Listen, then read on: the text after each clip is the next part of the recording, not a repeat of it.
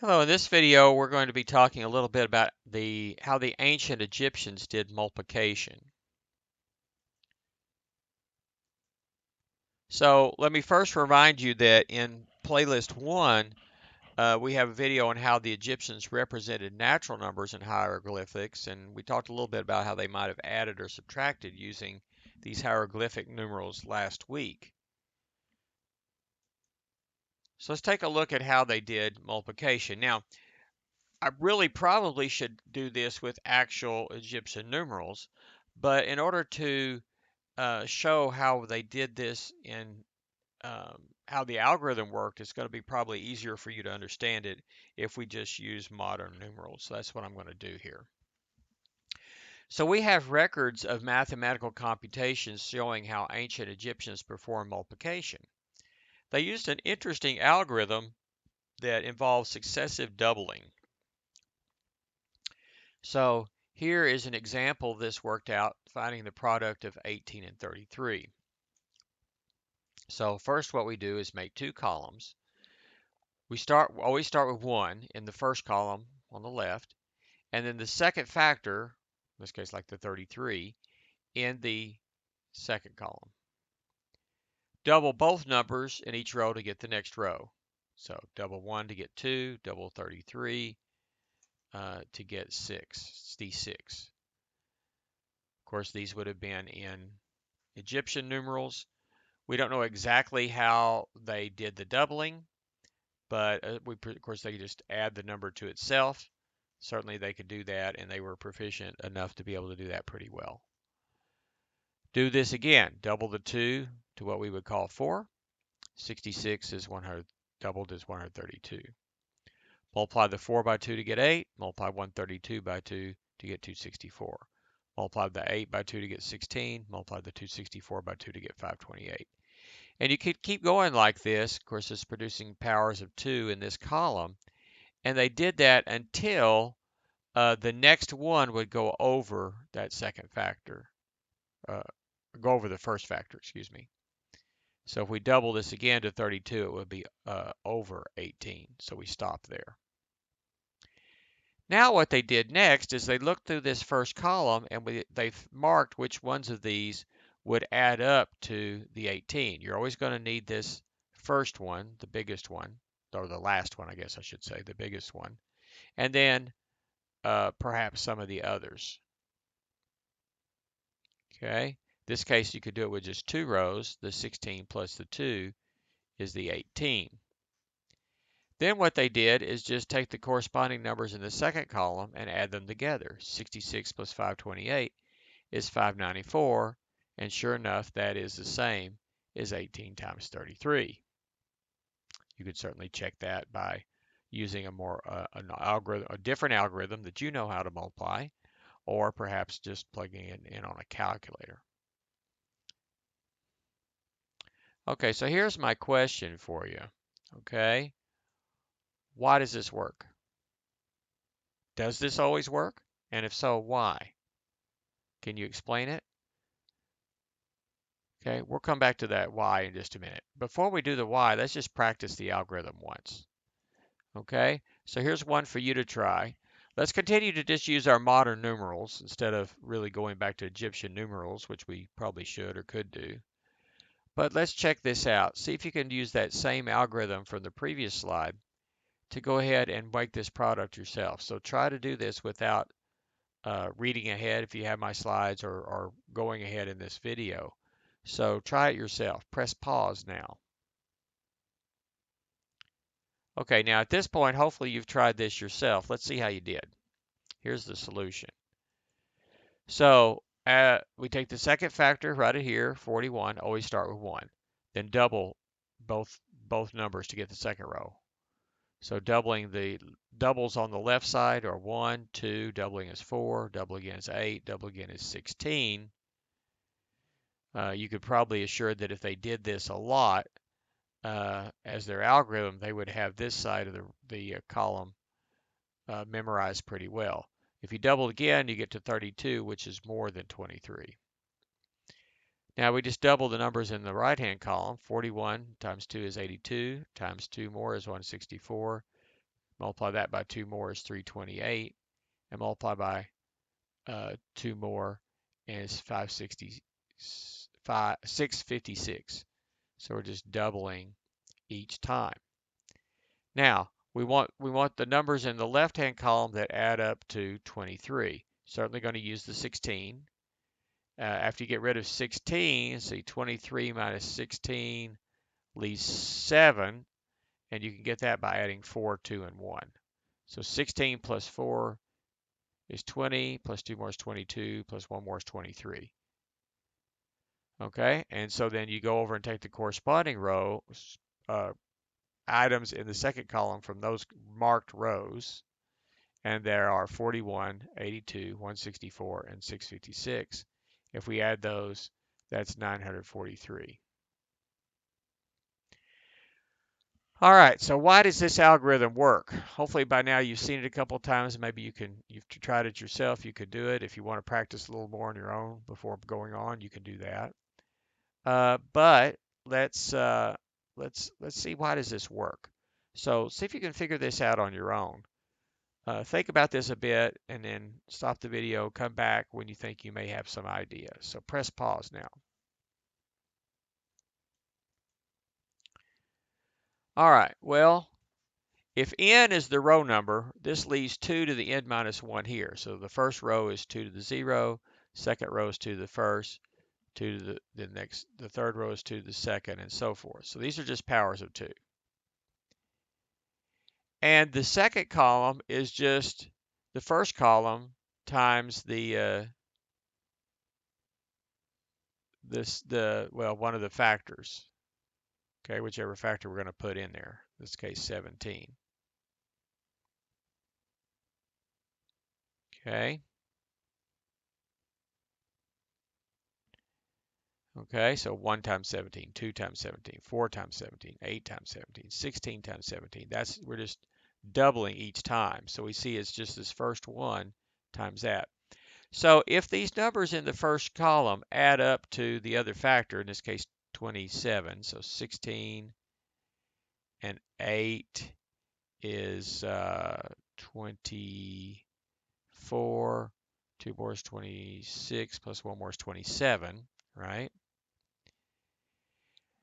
Notice that the second numbers in the second column are telling you how many groups of, well, in this case 17 that we have.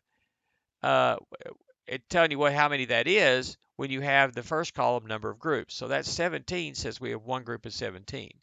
The 34 is two groups of 17. The 136 is 8 groups of 17. The 16 groups of 17 is the 272. Remember that multiplication of natural numbers is really just repeated addition. So if you're adding 16 plus 8 plus 2 plus 1, that's 16 plus 8 plus 2 plus 1 groups of 17 when you add the 17, 34, 136, and 272. So you kind of see it here. 17 times 27, 17 can be broken up apart as 1, 2, 8, and 16 added together. Using the distributive property times the 27, we see times 17. I'm sorry. Let me fix that here. Multiplication is commutative, so it really doesn't matter which way you write this, but just be consistent with the slides before. I'm going to think of 17 as the second factor here. And then, of course, this is groups of size 17, so I corrected that. Now, I use the distributive property. Each one of these is multiplied by 17.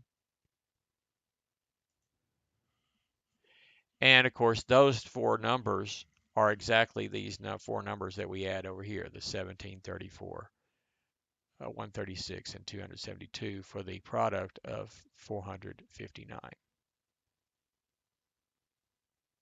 So ultimately, we do end up with 27 groups of 17 added together. So this really works because of the distributive property and the fact that multiplication is just repeated addition.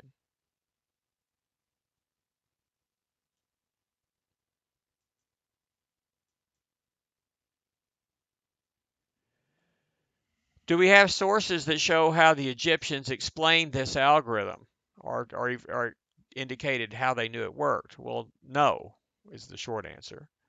The surviving writings that we have from this time and culture don't give any explanation of the algorithm or why it works. We simply have lists of the numbers in the two columns with the final calculations. Presumably, the master would teach his apprentice the algorithm. The Rhind Papyrus, for example, contains training problems, which were certainly supplemented with some kind of verbal instruction. We certainly don't have any record of any Egyptian form of proof from this period. That level of rigor was introduced much later by the Greeks. So again, can you explain why the algorithm worked?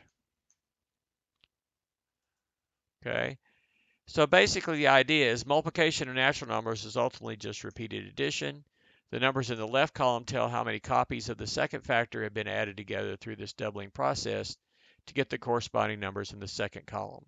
Adding up the numbers in the left to get the first factor gives the total number of copies of the second factor that have been added together when we sum the corresponding numbers in the second column. So notice that this requires that they understood that they can always find some combination of numbers in the first column that actually sums to that first factor. In other words, we need to know that every natural number can be expressed as the sum of distinct powers of 2 without more than one of the same power of 2. So how did they know that every natural number can be expressed as a power of 2? Perhaps they saw this worked in multiple cases and just assumed that it always worked since they never found a counterexample. Or perhaps they had some sort of proof or general reason why it worked. We don't have any evidence, however, they're using a formal proof in our modern sense. So we don't really know for sure. Well, how do you know that every natural number can be expressed as a sum of, I should probably say, distinct powers of? Of course, that word distinct is important because every number, of course, can be written as sums of 2 to the 0 over and over again. That's just 1 is 1, 1 plus 1 is 2, 1 plus 1 plus 1 is 3, and so forth, if we're allowed to repeat. But they don't do that. We're talking about just using each row once or not at all. So see if you can think of why this would be true. You might want to think about this a while before we move on. Press pause now.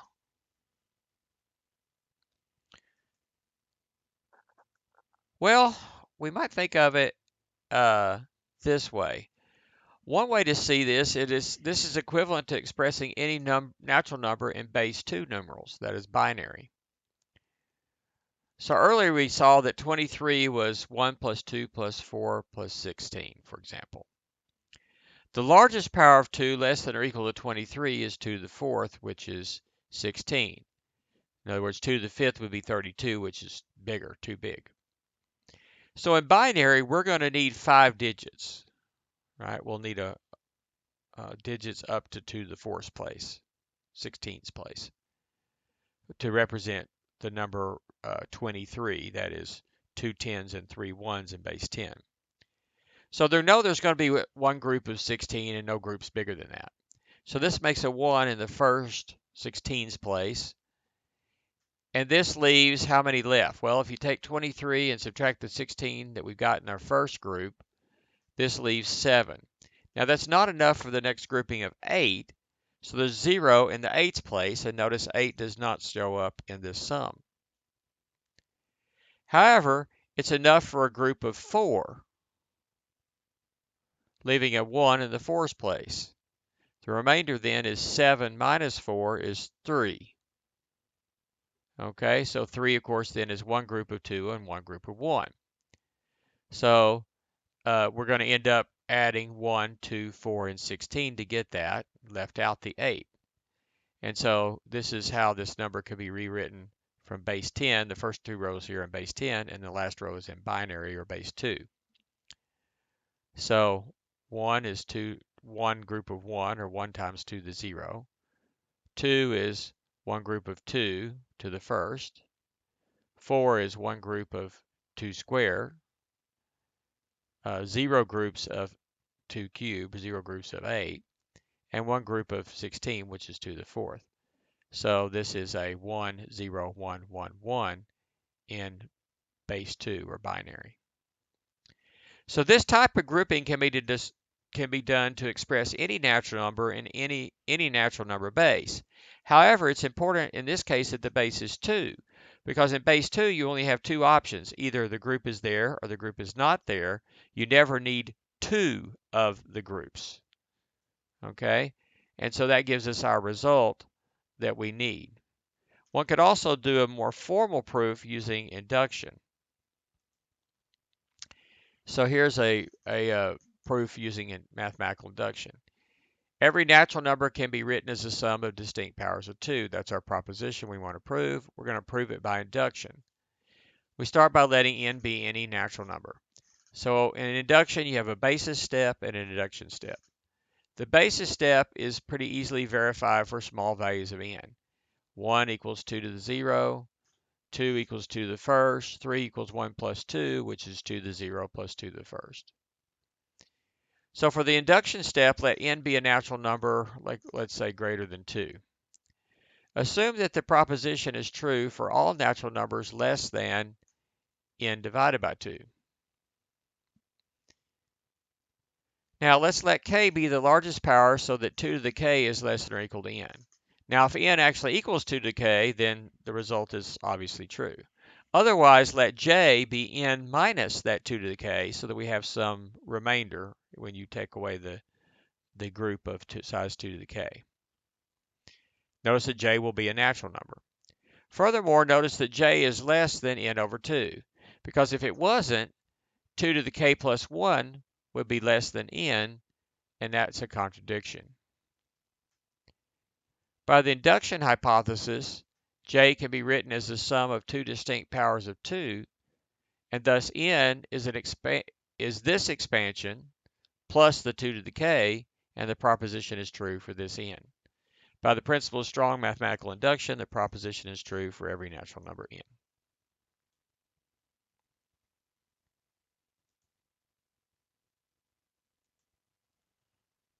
All right, how about Egyptian division? So recall that division is the inverse operation of multiplication. So a little basic arithmetic here. The meaning of multiplication of natural numbers is repeated addition. So 2 times 3 literally means 3 plus 3, which is 6. Okay, in other words, we're interpreting this as two groups of size 3. If we use that interpretation, 3 times 2 is not the same operation. It's three groups of 2 added together. But the answer is the same. In fact, that's not a coincidence. We know that a times b is equal to b times a for any natural numbers a and b. That's a commutative property of multiplication. One easy way to see this multiplication is 2 by 3 can be seen as a rectangle, two rows of 3 long, so 2 by 3. But if we take that same rectangle and just rotate it 90 degrees, we get 3 rows with 2 each, 3 groups of 2 added together. So the meaning of division of natural numbers is always basically a missing factor problem. So 6 divided by 2 equals a means we need to find a where 2 times a equals 6 or a times 2 equals 6. If we interpret it as 2 times a equals 6, we know that first number is the number of groups and the second one is the size of the groups. So we're basically taking 6, sorting it evenly into two groups. What are the size of the groups? That's what we're asking. Of course, the answer would be 3. Or we're taking 6 divided by 2 equals a, interpreting as a times 2 equals 6. This time, we know the groups are of size 2. And the answer is how many groups of size 2 will we do to get 6? And the answer is still 3. So that's basically what's meant by division. And the Egyptians would have actually phrased their problems like this. So for divisions of natural number divided by natural number, where the quotient is a natural number, in other words, things that divide out evenly with no remainder, the Egyptians essentially used the same algorithm as multiplication with just one step reversed. Instead of stating it as a division, they express the operation as a missing factor problem. For example, they might say, multiply what by 13 to get 156. So they worked out the two columns as in multiplying by 13. So remember how you multiply by something by 13, the first column is powers of 2, 1, 2, 4, 8, and so forth. And the second column, you start with your 13 and double. Double to 26, double that to 52, double that to 104. If we doubled again, we would be bigger than 156, so we don't need to go that high. Now, add together the corresponding, we'll find out which numbers in the second column add up to get 156. So here's where the step is kind of backwards. Instead of finding the numbers in the first row that add up to whatever that missing factor is, we find the numbers in the second column that add up to the dividend here. Okay, you're always going to use the last one. So 156 minus 104 is 52. And sure enough, there it is right there. So it's 104 plus 52. We're going to keep those two rows. If we keep those two rows, that means we keep these two. 4 plus 8 is 12, and that's the answer. So 12 times the 13 is 156, or using our modern concept of division, that's 156 divided by 13 equals 12. Now, of course, divisions don't always come out evenly. When they do, we have remainders or we have fractions. And so the Egyptians definitely knew about fractions. We'll talk about that a little bit in the next video.